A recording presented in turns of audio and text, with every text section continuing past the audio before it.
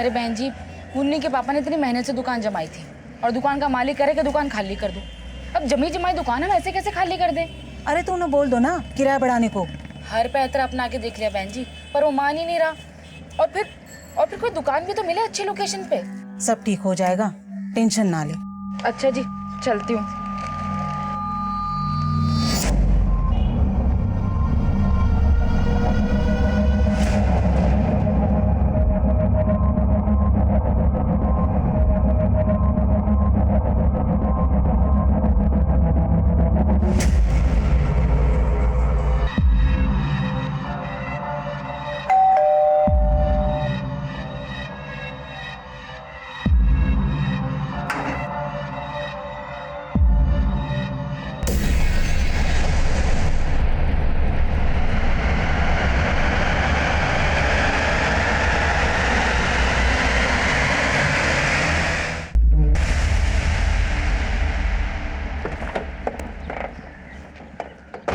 नमस्कार, आदाब।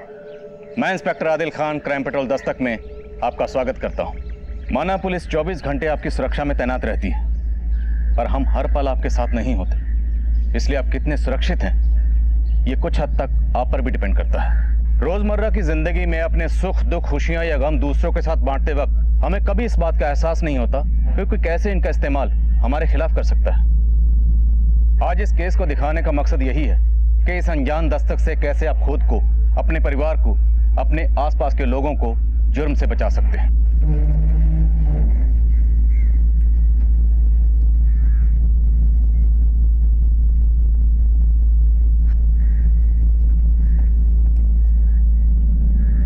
अरे दरवाजा ही खुला छोड़ रखा है। कितनी बार बोला इन बच्चों को दरवाजा बंद करके रखो, सुनते ही नहीं है। मस्ती कर रहे होंगे कहीं। कहाँ हो दोनों? प्रताप,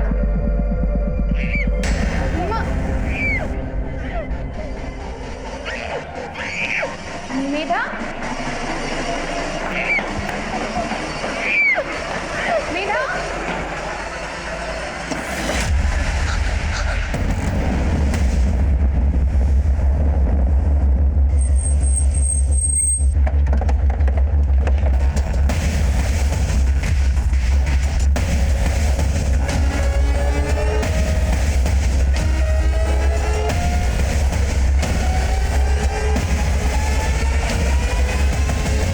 जब ये हुआ तब मैं ऑफिस में था।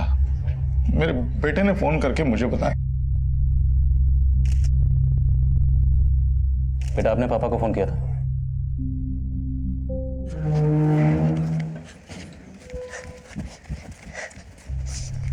दीदी, दीदी मैं जीत गया। दीदी मैंने 49 मारे। दीदी। कौन आया था यहाँ पे? सर ये घर पे नहीं था और मेधा इतनी सदमे में है कि कुछ बता ही नहीं पा रही है सर। ये बच्ची के कपड़ों और जिस्म पे खून है। बेटा, आपको कहीं चोट लगी है? ये चोट? नहीं सर, इसे कोई चोट नहीं लगी। दरअसल ये अपनी माँ की लाश के साथ लिपट के रो रही थी तो खून वून लग गई।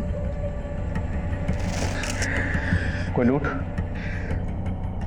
नहीं सर, अभी तक ऐसा तो कुछ नहीं लगा। कौन कर सकता है ऐसा? आपको किसी पर शक है? कोई ऐसा जो ये कर सकता? कुछ समझ नहीं आ रहा साहब। सुनेंगे, बच्ची को हॉस्पिटल लेके जाइए।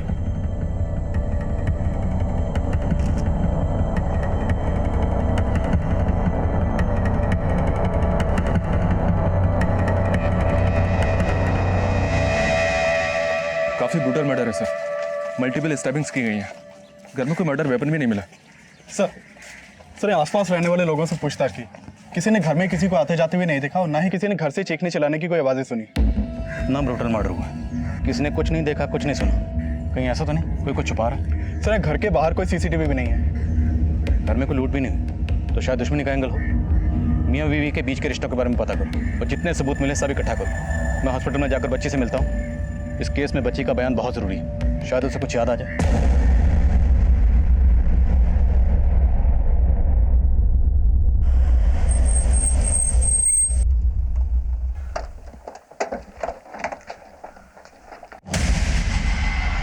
क्या कह रहे हैं आप?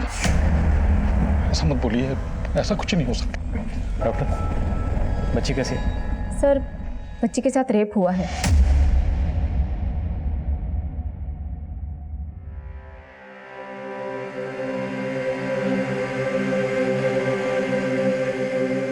मैं समझ सकता हूँ इस वक्त आपके दिल पर क्या गुजर रही है, लेकिन मुजरिम तक जल्द से जल्द पहुंचने के लिए हमारा बच्ची से बात करना बहुत ज़रूरी था, और बच्ची अभी बात करने की हालत में है नहीं।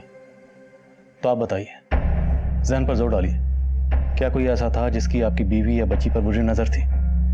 नहीं, ऐसा तो कभी महसूस ही नहीं हुआ कि ऐसा कुछ हो जाएगा। कुछ समझ में नहीं आ रहा सर।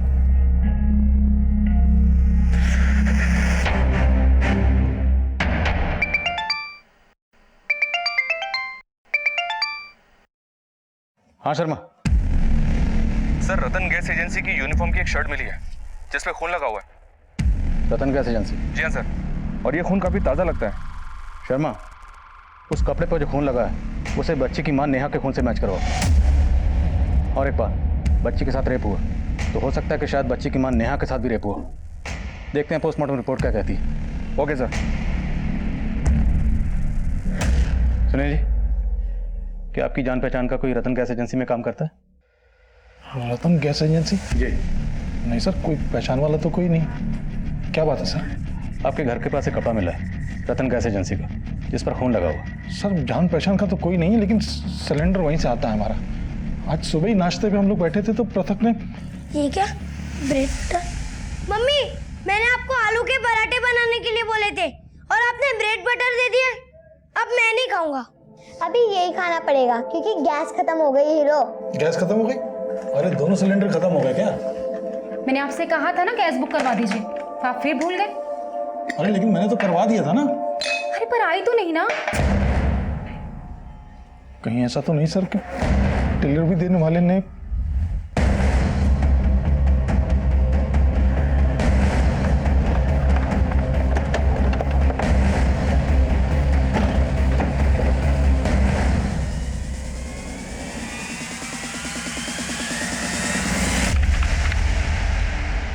हाँ सर, सुनील शर्मा का बुकिंग है। डिलीवरी देने कौन गया था? सर, उनकी डिलीवरी तो अभी पेंडिंग है, हम तो 2 दिन बाद देने वाले थे। ठीक है, तो आज केशव विहार एरिया में तुम्हारी एजेंसी का जो डिलीवरी बॉय गया था उन सब की डिटेल्स दो मुझे। ठीक है सर।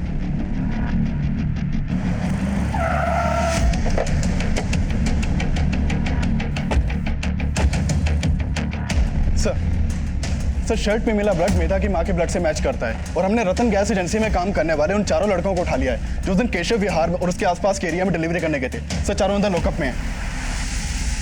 तुम चारों में से सुनील शर्मा के घर कौन कौन गया था?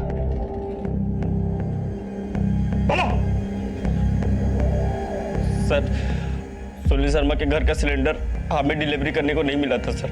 डिलीवरी देने नहीं गए थे, वहां गए थे कांड करने। कौन गया था? तुम गए थे? नहीं सर, मैंने कुछ नहीं किया सर। इतना तो हमें पता है, गया तो तुम चारों में से कोई एक था, लेकिन एक दूसरे को बचाने की कोशिश करोगे तो चारों के चारों फंसोगे। सोच लो।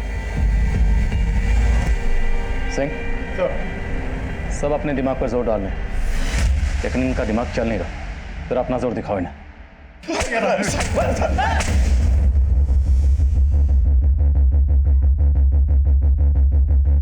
बेटा, इनमें से कौन था? कोशिश करो पहचानने की।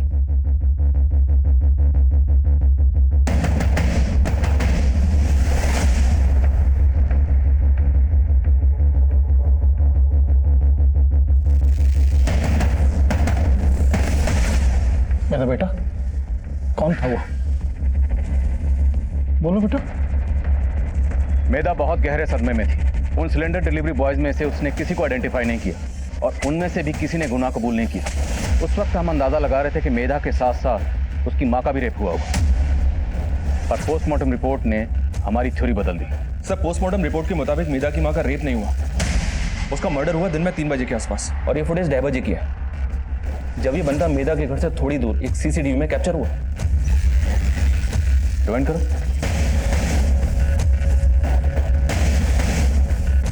पॉज करो। इसने रतन गैस एजेंसी की शर्ट पहनी है। जी हाँ सर।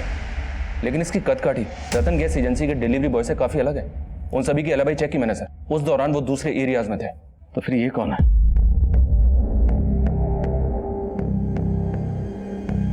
इसके जूते देखो, एकदम सफेद साफ, neat and clean. Delivery boy के जूते कितने साफ। जी हाँ सर, और जूते काफी महंगे और ब्रांडेड भी लग रहे हैं। ऐसा भी तो हो सकता है सर, ये बंदा रतन गैस एजेंसी का हो ही नहीं, इसने पर्पसली उनका यूनिफॉर्म पहना मेधा के घर में घुसने के लिए। अगर ऐसा है तो ये जो भी है, ये जानता था कि मेधा के घर में सिलेंडर आने वाला है और इसी बहाने से उनके घर में घुसा होगा।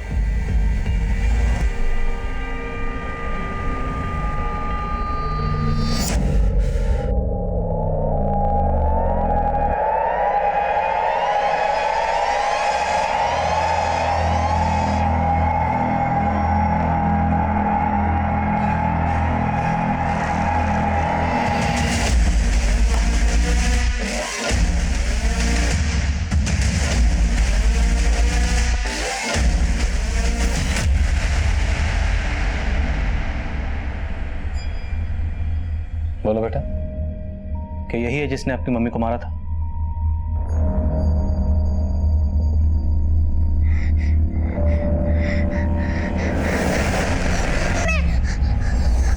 मम्मी प्लीज आप लोग बाहर चले जाइए। Sister injection. मम्मी रिलैक्स बेटा, कुछ नहीं हुआ है, कुछ नहीं हुआ है। रिलैक्स रिलैक्स, कुछ नहीं हुआ है।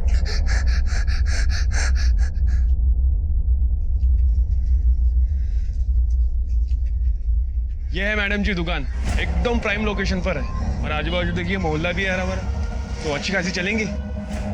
मैं भी ताला खोल के दिखाता। अरे भी चाबी भूल गया मैं। आप 2 मिनट रुकिए, मैं जल्दी से चाबी लेके आता हूँ। भैया थोड़ा जल्दी, बच्चे घर पर अकेली है। बस यूं गया और यूं आया, बस 2 मिनट।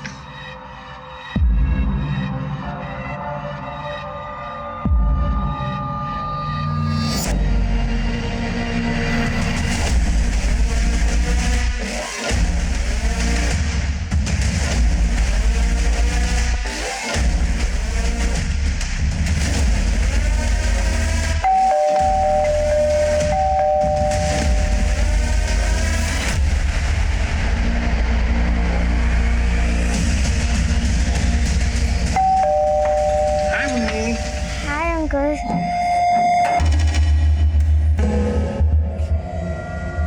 मम्मी कहाँ है? अरे बेटा, मम्मी आपकी दुकान देखकर मार्केट चलेंगे, तो उन्होंने मुझसे कहा कि आपको उनके पास छोड़ दूं। चलो, मम्मी वेट कर रही है। हाँ चले, चलो। हाँ।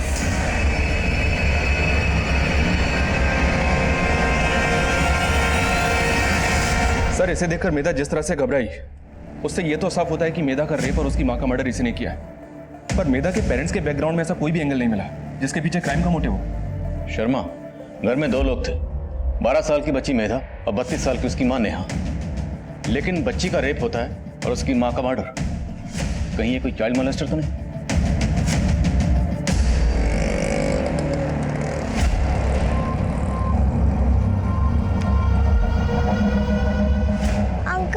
आपने तो बोला था कि मम्मी ने मुझे मार्केट में बुलाया, पर आप मुझे कहाँ लेकर चल रहे हो? अरे बस पहुंच ही गए बेटा, हम पास में ही हैं यहाँ पर। चलो चलो।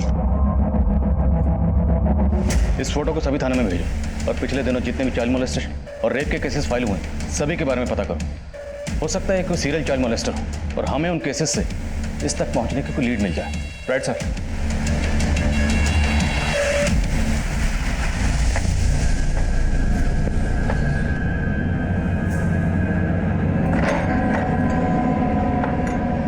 मुन्नी,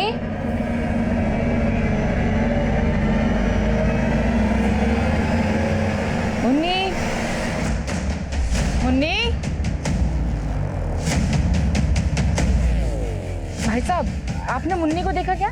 नहीं। मुन्नी, बेटा आप लोगों ने मुन्नी को देखा कहीं पर? नहीं। मुन्नी।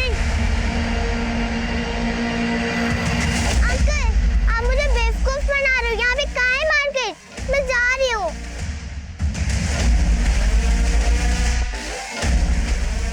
भाई साहब, आपने एक छोटे बच्चे को देखा क्या?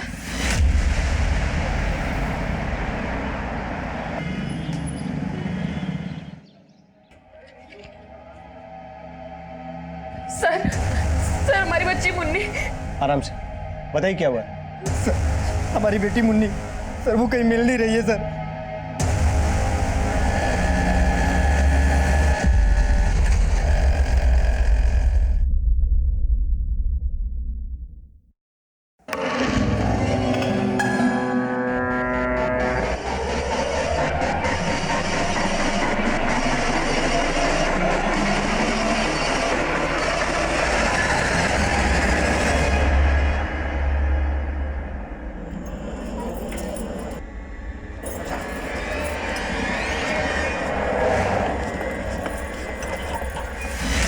सर मैंने उस वाइट शूज वाले आदमी का सीसीटीवी इमेज दूसरे थानों में भेजा। उससे रिलेटेड तो कोई भी अपडेट सामने नहीं आया, पर उन थानों से भी चाइल्ड मोलेस्टेशन और रेप के ऐसे कई केसेस सामने आए हैं जो अभी तक सॉल्व नहीं हुए हैं। एक खास बात और है सर, इन सभी केसेस में वारदात थर्सडे को ही हुई है। थर्सडे को? ये बच्ची मेधा का रेप और उसकी माँ का कत्ल भी थर्सडे को ही हुआ था ना? जी हाँ सर, मेधा और उसकी माँ के केस के बाद रामनगर थाने से मुन्नी नाम की एक बच्ची का केस भी सामने आया। इस बच्ची के साथ सिर्फ रेप नहीं हुआ सर, इसका मर्डर भी किया गया, वो भी पिछले थर्सडे को ही। ये थर्सडे का कॉमन कनेक्शन किसी सीरियल मोलेस्टर की तरफ इशारा करता है। शर्मा, अभी तक जितने भी केसेस सामने आए सब की डिटेल पता करो, और मैं रामनगर जाकर इस बच्ची मुन्नी का केस इन्वेस्टिगेट कर रही टीम से मिलता हूँ।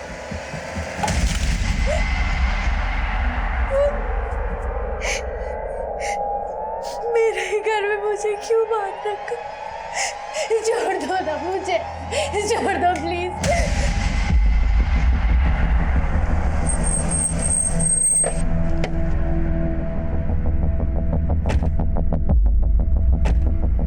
सर मुन्नी के पापा अपने लिए किराए पर एक दुकान देख रहे थे, उसी शाम वो आदमी घर पर आया था।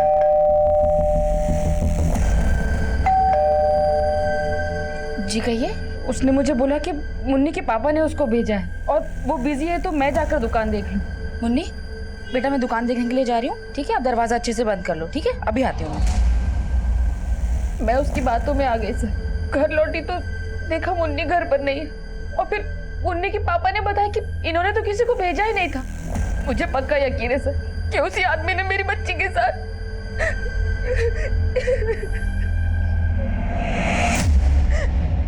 सर उस आदमी ने जो दुकान मुन्नी की माँ को दिखाया था, उसका ओनर रेंट पे दुकान देने वाला ही नहीं था। हमने इस एरिया के सारे ब्रोकर्स को इन्वेस्टिगेट करके देखा, हमें लगता है वो आदमी इस एरिया का था ही नहीं।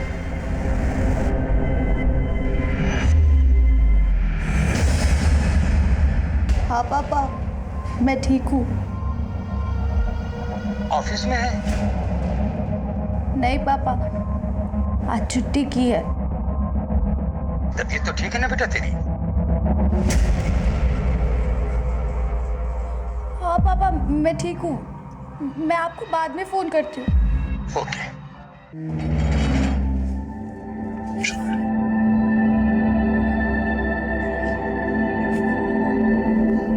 बेटा आ जाओ।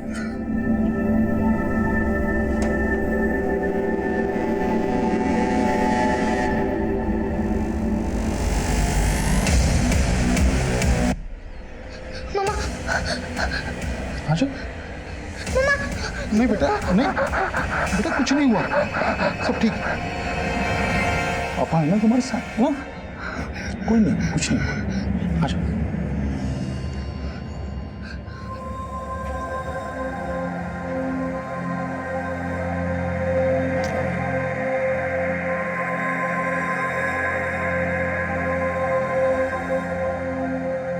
पृथक, मेधा, हम बाजार जा रहे हैं। मेधा, सिलेंडर वाला आए तो पहले हमें फोन करना, ऐसे दरवाजा मत खोलना। और पृथक, दीदी को घर पे अकेला छोड़ के अभी खेलने मत चले जाना, ठीक है? चलो अब अच्छे से पढ़ाई करो, हम अभी आते हैं।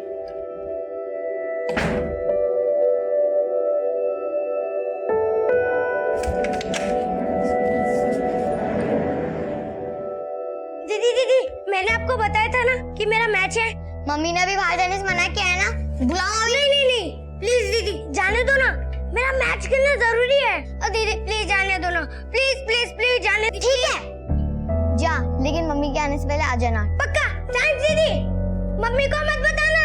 ठीक है, मम्मी के आने से पहले आ जाइयो। पथक, सब मेरी गलती है पापा,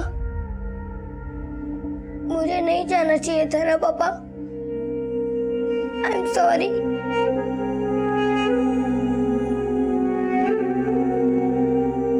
मेधा के घर में सिलेंडर आने वाला था तो कातिल सिलेंडर डिलीवरी बॉय की यूनिफॉर्म पहन के उनके घर में घुसता है। मुन्नी के माँ बाप दुकान ढूंढ रहे थे तो कातिल ब्रोकर बनकर उनसे मिलता है। मतलब साफ है, कातिल जो भी है वो पहले फैमिली के बारे में जानकारी इकट्ठा करता है, उनके बारे में पता करता है, फिर उन्हें अपना टारगेट बनाता है। मोडस ऑपरेंडी सेम है तो शायद कातिल भी सेम ही हो। सर मुन्नी की माँ ने उस आदमी का ये स्केच बनवाया था पर उसने ध्यान नहीं दिया कि इसने इसकी तरह व्हाइट शूज पहने थे या नहीं। और सर दूसरे थानों से भी अलग अलग सीसीटीवी इमेजेस और स्केचेस सामने आए, सारे सस्पेक्ट अलग अलग दिखते हैं। आदमी एक नहीं लगता सर। तो तुम्हें लगता है कोई गैंग है जो थर्सडे को बच्चियों को अपना शिकार बनाता है? क्रिमिनल हमारी सोच से भी परे था। रेप और मोलेस्टेशन के 20 केसेस, सेम मोडस ऑपरेंडी, वारदात का दिन भी सेम, थर्सडे। पर अपराधी एक था या ये कोई गैंग था, ये उस वक्त हम समझ ही नहीं पा रहे थे। मुद्दा बेहद गंभीर था और इन सभी केसेस की सिमिलरिटीज को देखते हुए डीसीपी साहब ने इन सभी केसेस को इन्वेस्टिगेट कर रहे ऑफिसर्स की एक टीम बनाई जो मेरी अगुवाई में कंबाइंड मिशन पर थी। और अब तक जितने केसेस सामने आ चुके थे हमने सबको बारीकी से स्टडी करना शुरू किया।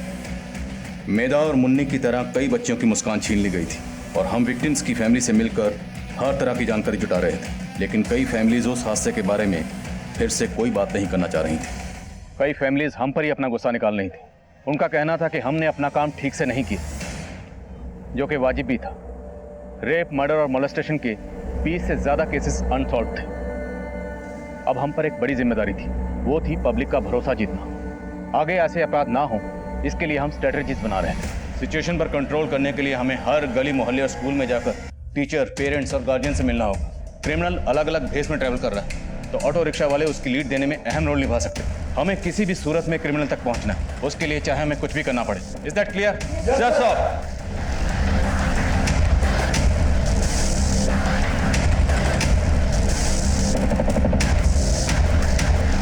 क्रिमिनल से सजग और सतर्क रहने के लिए हमने 10,000 से ज्यादा पैम्फलेट्स दिल्ली और उसके आसपास के एरियाज में डिस्ट्रीब्यूट करवाए।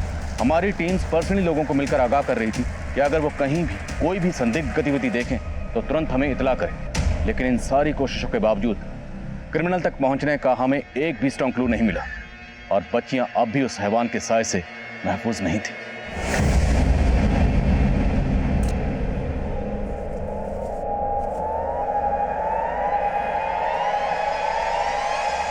मुझे बाथरूम जाना है।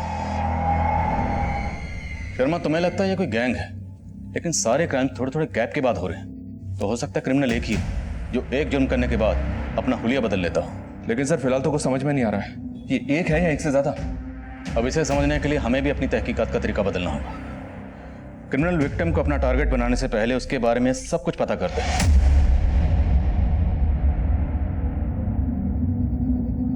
उसके घर वालों के बारे में पता करता है। तो जाहिर सी बात है उस एरिया में जाता होगा, घूमता होगा, रेकी करता होगा। एक काम करते हैं, उस फुटेज को एक बार फिर से स्टडी करते हैं। किसी ना किसी फुटेज में कुछ ना कुछ तो ऐसा जरूर कैप्चर हुआ होगा जिससे हमें कुछ क्लू मिल सके। लेकिन सर 20 केसेस हैं और इतना सारा फुटेज मुश्किल है, पर करना तो है। सीसीटीवी के साथ साथ हमें सभी एरियाज के डंप डाटा को स्टडी करना होगा। सारे क्राइम थर्सडे को होते हैं, तो क्रिमिनल एक है या गैंग है जो भी है, लेकिन शायद थर्सडे को उनकी छुट्टी रहती है। तो पता करो ऐसी कौन कौन सी मार्केट्स हैं, ऐसे कौन कौन से ऑफिसेस हैं जो थर्सडे को बंद रहते हैं। हमें सारी कड़ियाँ जोड़नी है। अब हमारा सबसे पहला काम यही आइडेंटिफाई करना है कि वो एक है या अनेक।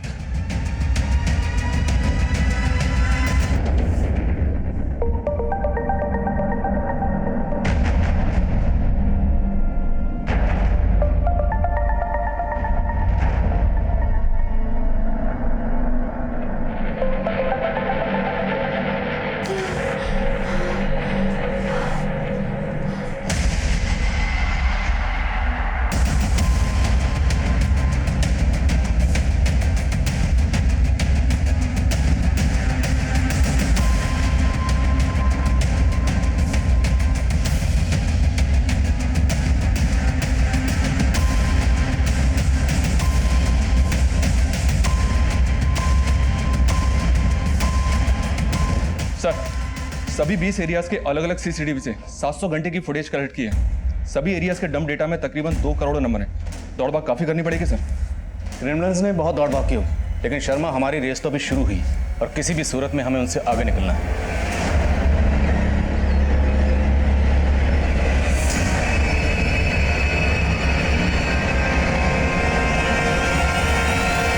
अलीशा पुत्र, यहाँ क्या कर रही है? तेरे पापा का फोन आया, चल जल्दी कर जल्दी। हेलो पापा, मैंने गिफ्ट भेजा था, मिला आपको? हाँ बेटा, मिला मुझे, और इसीलिए थैंक यू कहने के लिए मैंने तुम्हें फोन किया है। मुझे थैंक्स नहीं चाहिए, आप आ रहे हो ना मेरे बर्थडे पे? हाँ बेटा, मैं आ रहा हूँ। दादी, पापा मेरे बर्थडे पे आ रहे हैं। ये क्या बात है अलीशा, अलीशा के पापा बर्थडे पे आ रहे हैं? हाँ। ला बात कराओ। सत श्री अकाल वीर जी। सत श्री अकाल। अरे इस बार आ रहे हैं कि तुझे तो पता है कितना बिजी हूँ मैं यहाँ पर, और तुम और बेबी हो ना वहाँ अलीशा का ख्याल रखने के लिए। हाँ हाँ वीर जी, हम सब संभाल लेंगे। लो बात करोगी? हाँ। Hello papa, bye, I love you. I love you बेटा। चल पुत्र, अपना ख्याल रखना, ठीक है? हाँ बेबी, आप भी अपना ख्याल रखना, ठीक है?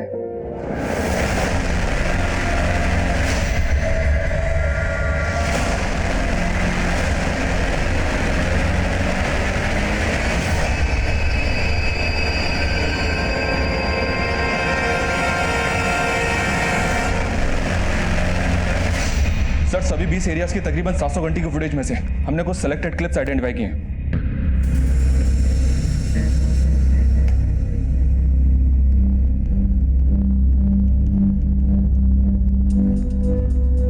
माना इन सारे क्लिप्स में क्रिमिनल का हुलिया अलग अलग है, लेकिन एक चीज कॉमन है, इसकी चाल। ये जब भी चलता है तो इसका एक कंधा झुका हुआ होता है। सर इसका मतलब ये गैंग नहीं है, आदमी एक ही है। ये कहे तो इसे टारगेट करना मुश्किल नहीं होगा। जहाँ पे क्राइम हुए वहाँ के डंप डाटा में कोई common number? Sir 2 crore number है और उनमें से कॉमन नंबर्स की छंटनी करना इतना आसान नहीं है। पर दिल्ली के उन मार्केट्स का और ऑफिसेस का पता चला है जो थर्सडे को बंद रहते हैं। वहाँ खबरियों को काम पर लगा दिया।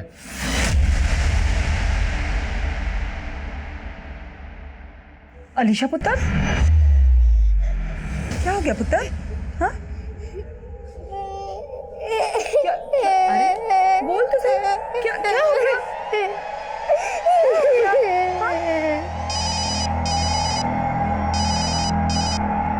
हाँ बेबे। साहिल पुत्र, वो अलीशा। क्या हुआ बेबे? पुत्र, मैं बाजार गई थी और बाजार से जब वापस आई तो बस अलीशा रोई जा रही है, कुछ बोल ही नहीं रही, कुछ बता ही नहीं रही है। अलीशा, अलीशा, अलीशा पुत्र, हेलो बेबे। अलीशा पुत्र, पुत्र आंखें खोल, पुत्र।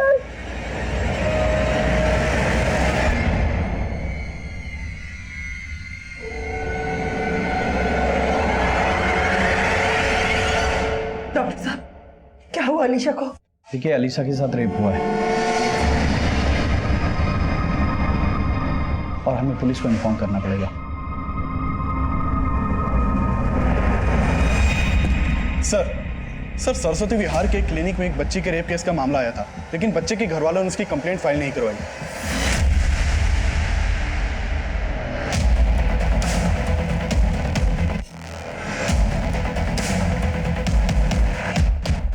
सर उस बच्ची का नाम अनीशा था, उसी के साथ रेप हुआ था। सर उनके फैमिली वाले को जब मैंने बताया कि उस बच्ची के साथ रेप हुआ है और हमें पुलिस को इन्फॉर्म करना पड़ेगा, तो वो लोग उसको साथ में लेके चले गए। नहीं डॉक्टर साहब, हमें पुलिस कंप्लेंट नहीं करती। मेरी बात समझ मैं आपके सामने हाथ जोड़ती हूँ। अगर ये बात घर से बाहर गई तो हम कहीं मुंह दिखाने के लायक नहीं बचेंगे। कहाँ रहती है फैमिली? सर मैं उनकी डिटेल्स तो नहीं ले पाया, लेकिन सर मैंने जब ये न्यूज़पेपर में मोलेस्टेशन का केस देखा तो मुझे लगा कि उस दिन ही आप लोगों को इन्फॉर्म कर देना चाहिए था। कब की बात है? सर 2 दिन पहले। 2 दिन पहले भी थर्सडे था, तो शायद ये वही क्रिमिनल है। ये क्राइम पे क्राइम किया जा रहा है और हम अब तक उस तक पहुंचने में नाकाम हैं। शर्मा, इस क्लिनिक के सीसीटीवी का फुटेज निकलो। वो फैमिली इसमें जरूर कैप्चर हुई होगी। पता लगाओ कि वो फैमिली कहाँ रहती है और उनकी बच्ची का रेप कहाँ हुआ था। हमारे इस फैमिली से मिलना बहुत जरूरी है, क्योंकि हो सकता है इस फैमिली के जरिए हमें उस क्रिमिनल तक पहुंचने को लीड मिले। Right sir.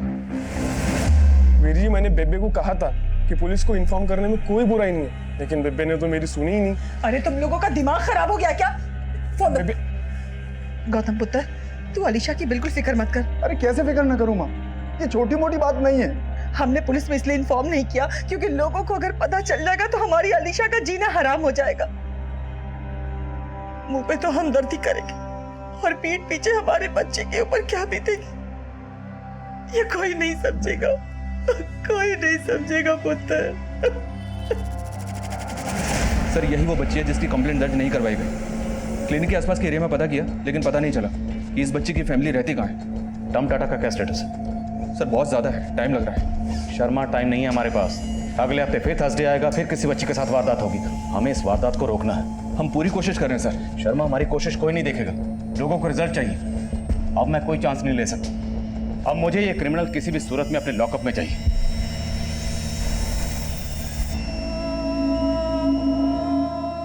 बेटा, बेटा रेडी नहीं हुई अभी तक?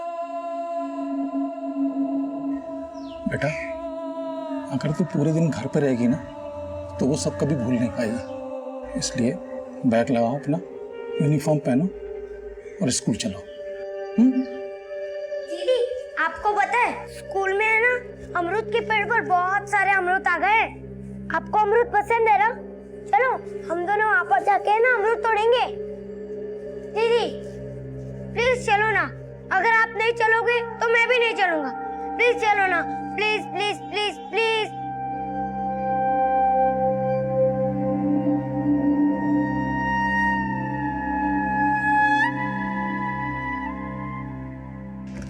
सर उस फैमिली का पता चल गया है जिन्होंने पुलिस कंप्लेंट फाइल नहीं की थी।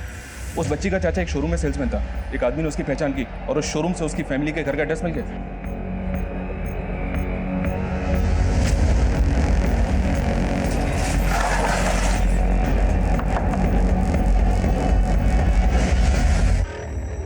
अलीशा यही रहती? साहब, हमने कहा ना हमें कोई केस वेस नहीं करना है। देखिए, आपकी बच्ची के साथ जो भी हुआ हमें पता है वो कितना सीरियस मैटर है, लेकिन जिसने भी ये किया है उसे उसके किए की सज़ा तो मिलनी ही चाहिए।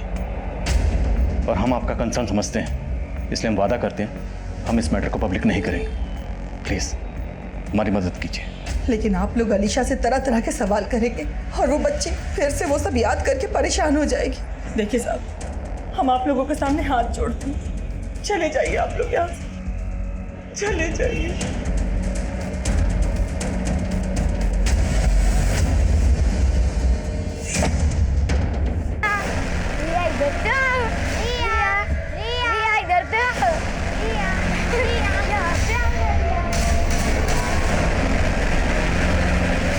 अम्मी आज थर्सडे तो मैं जल्दी नहीं आ पाऊंगा। जी ये अम्मी है कुछ मसला थर्सडे का, मैं बताऊंगा बाद में आपको। अल्लाह हाफिज। अरे गुप्ता, जब भी थर्सडे आता है ऐसा लगता है ये टेढ़ी चाल वाला फिर से मात ना दे दे हमको। अरे यार, मैं तो सबसे ज्यादा भरा हूँ। 700 घंटे की सीसीटीवी फुटेज और ये 2 करोड़ फोन नंबर्स का डंप डेटा। उसने जितनी हमारी रेल बनाई है ना, उससे ज्यादा उसकी रेल बनाएंगे। बस एक बार हाथ आ जाने दो। सर फाइनली डंप डेटा से हमें वो नंबर मिला है जो शायद इसका हो सकता है। जो नंबर सामने आया वो उन 4 एरियाज में कॉमन था जो उन बच्चियों के साथ रेप हुआ।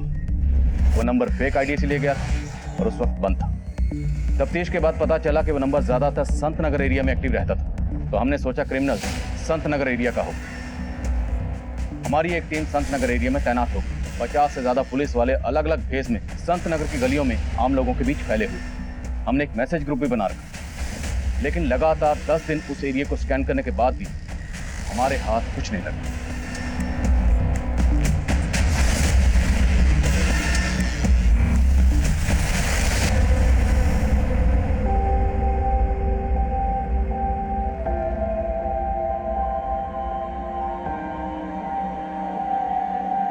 शर्मा, हाँ अब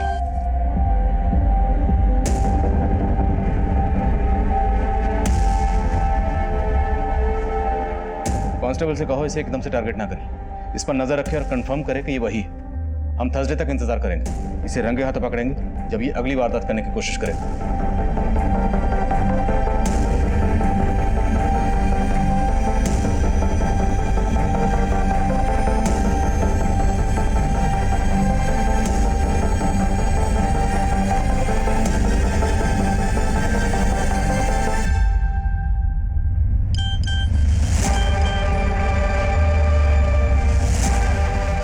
सर फोटो देखिए।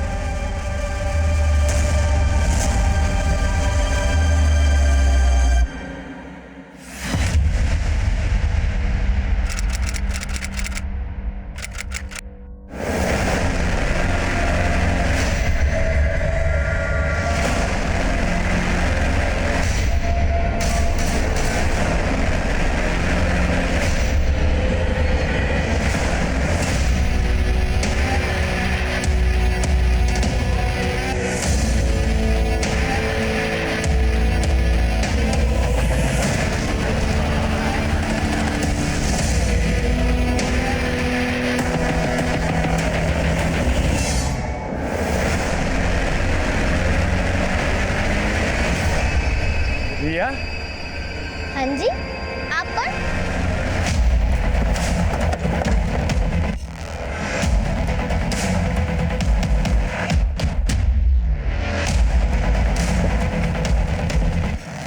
इनके मुंह की पट्टी और हाथ खोलो जल्दी।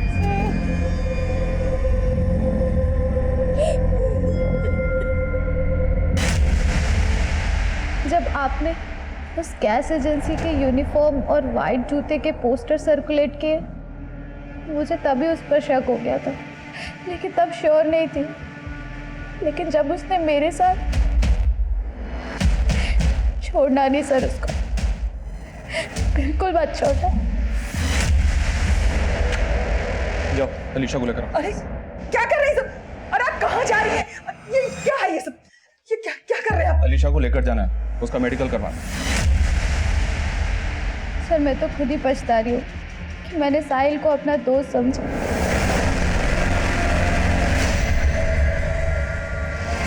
रिया, हाँ जी, आप कौन? अरे रिया मुझे नहीं पहचाना? अरे मैं तुमसे मिलने आया था ना, तुम्हारी मम्मी ने मुझे भेजा है यहाँ पर। वो तो मैं यहाँ से गुजर।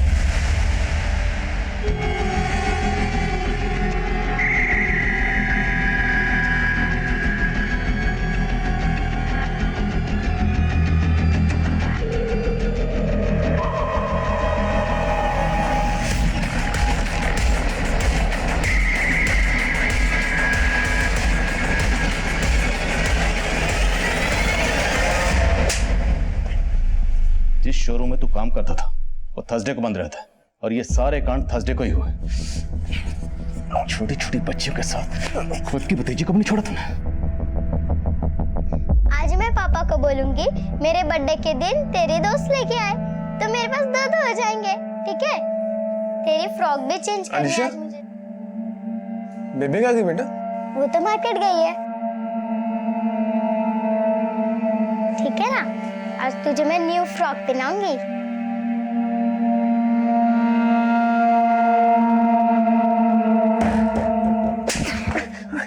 तो अलीशा के साथ बहुत पहले से ही। नहीं सर, नहीं, वो जिस तरह से आप लोग मुझे ढूंढ रहे थे तो मैं बाहर कुछ कर नहीं पाया, इसलिए घर में ही।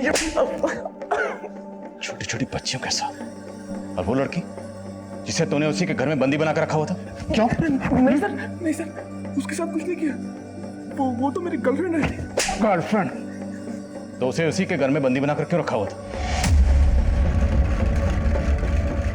सर गर्लफ्रेंड तो शौक के लिए बना रखा था, लेकिन वो चाइल्ड पोर्न देखने की गंदी आदत की वजह से मेरा दिमाग खराब हो गया था।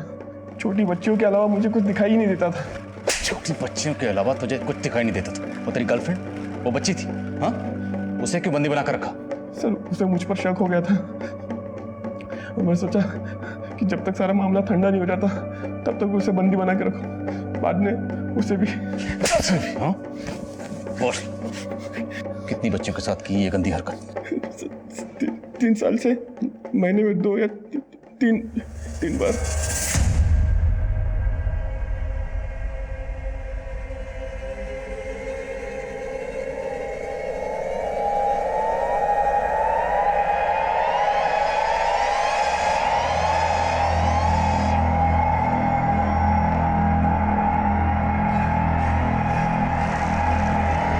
कितनी धुलाई करो कि इसकी चीखें मेरे कैबिन तक सुनाई देनी चाहिए। हमने मुजरिम को सजा दिलाकर उन बच्चियों और उनके घर वालों को इंसाफ तो दिला दिया, लेकिन जो दर्द, जो तकलीफ उन लोगों ने सही होगी उसे बयान करना मुश्किल होगा। हमने दिल्ली और उसके आसपास के एरियाज में हुए रेप के अनसॉल्व केसेस के डीएनए को साहिल के डीएनए से मैच करवाया तो पता चला साहिल 50 से ज्यादा बच्चियों के साथ रेप कर चुका था। ना सिर्फ रेप बल्कि 5 कत्ल भी कर चुका था। मुजरिम एक के बाद एक जुर्म को इसलिए अंजाम दे पाया क्योंकि वो आपके घर के बाहर रहते हुए भी आपके परिवार की हर जानकारी पर कान गड़ाए हुए था। वो रोजाना आपके आसपास रहकर इस जुर्म की दस्तक दे रहा था, लेकिन ना तो किसी को यह दस्तक दिखाई दी ना सुनाई दी, और इसलिए जुर्म होते रहे। और हैरानी की बात यह थी कि साहिल जो कर रहा था उसकी भनक उसकी माँ को भी थी, लेकिन उसने भी कभी इस दस्तक की तरफ गौर ही नहीं किया, जिसका नतीजा ये निकला कि खुद उसकी भतीजी अलीशा भी उसकी हैवानियत का शिकार हो गई।